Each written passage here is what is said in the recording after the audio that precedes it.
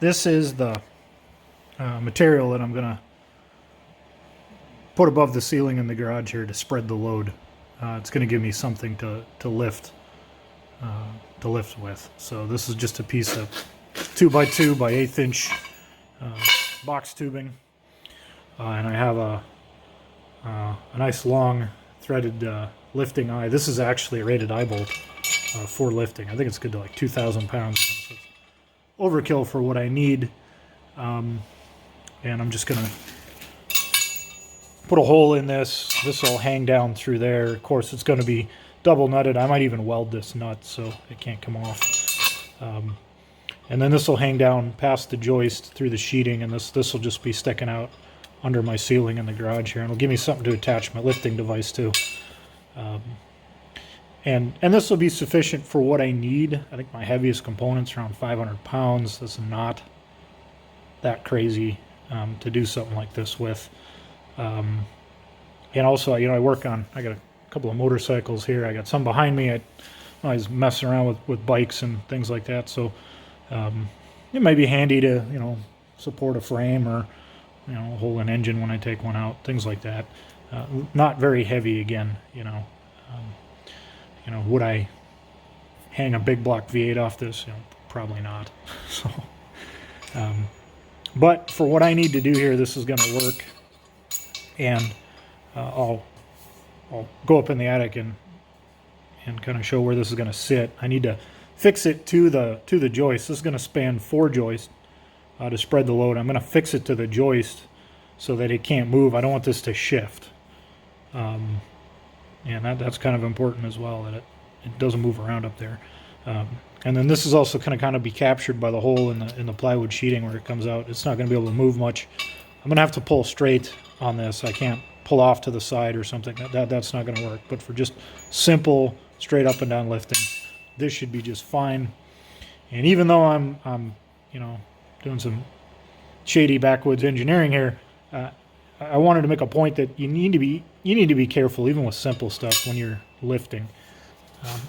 This is an example of stuff not to use. Like, do not use an open eye bolt like this to support any kind of weight more than maybe 100 pounds or something like that. These are just not meant for lifting. These types of hardware that you see, I think this came off my kid's swing set. This kind of stuff is really not appropriate for lifting on. You need to think about things that can fail and expect things to fail whenever you're supporting a weight, even a few hundred pounds like I'm doing. Have a plan. If this lets go, what's going to happen? Well, this is going to support the weight or spread the weight so that the joist can support it properly. And spanning the joist in my ceiling should be sufficient to do that. Now, a lot of garages aren't built very well. I've got a sheeted ceiling here. This is not a trussed ceiling. It's just got joists that run this way towards the door, and it's built good enough for me to do this. A lot of garages are built with 2x4s on 24-inch centers in the walls, and they're barely standing. Especially in older homes, the garages were almost built as afterthoughts, sometimes with even leftover materials. So you need to be aware of what you're attaching to, and you might have to put some more structure. Now, a better way to do this would be to put a post against that wall and a post against this wall and support a beam all the way across here, and I could put a trolley on it and do all kinds of fun stuff. And that would be probably a better way to do this, but I'm trying to keep things simple and basic here and just show how you can do this without going crazy and doing a lot of fab and buying a lot of stuff. So next I'm going to take and go up in the attic. I'm going to show you how this is going to sit, how it's going to lay out. Again, nothing too crazy here. So I'm up in the attic. This is above the area where that mill is sitting. And this is a stick-built house from the 50s. So it's not built with trusses. It's with trusses. It's built with 2x6 rafters, and you know, kind of these boards used as purlins, and you know, kind of typically what you're going to see for mid-century construction. You can see I'm sitting on this stringer here. It kind of runs the length of the garage. So I got 2x4 joist here underneath me on 16 centers, and I got these 2x6 that run here about every 4 feet or so. I got a 2x6 running across here and some purlins on it. So here's my piece of steel, and I need to use this to spread that load on this structure. And I've got this kind of nice boxed in area here on kind of both sides of where the mill is sitting, kind of right below where my flashlight's pointing. That's about where that mill is sitting. So I could attach to the back of this 2x6. I could take my piece of steel, put it up against the back of this 2x6, span those joists, and I can bolt through the steel into that 2x6. And that's going to really help. I didn't expect to be able to catch one of these up here. And now I'm looking at it, that really looks like the way to go. So I'm going to be able to attach to this and then run my eye bolt down into the garage. And I will be in pretty good shape because I'll be spanning these 2x4. I will be spanning attached to this 2x6. You know, there's some purlins here above it. There's a little bit of structure here. This is nothing fancy, and this certainly isn't going to hold a lot of weight. But it should work just fine. Again, this is the stuff you typically see in construction of this era. And, you know, you kind of need to think about that.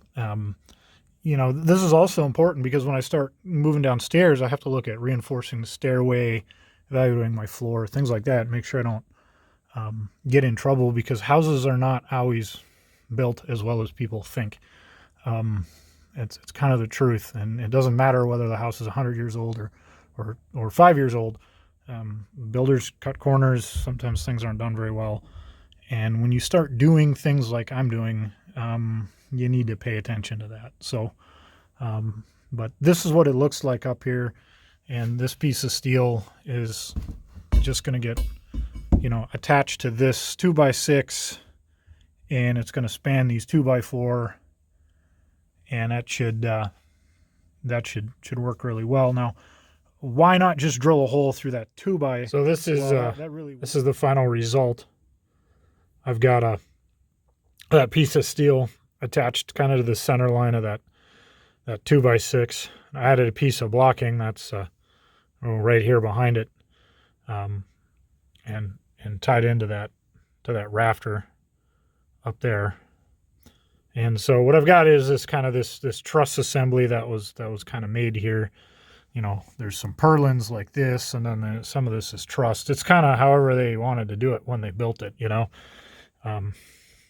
It was, you know, a lot of times they didn't even bother to put boards in like this in a roof, especially in a garage. They didn't really, you know, garages were oftentimes just built with leftover materials, and that's where the apprentice carpenter learned how to do what he was doing, right? So, but I'm pretty lucky here. I got this nice truss kind of assembly here. I beefed up you know, put some screws in some of these boards. I added this nice piece of 2x10 behind there, and then I bolted through that 2x6. I sistered a board on the backside, and then bolted through this big block I put in there. So I got these bolts that run all the way through all of that.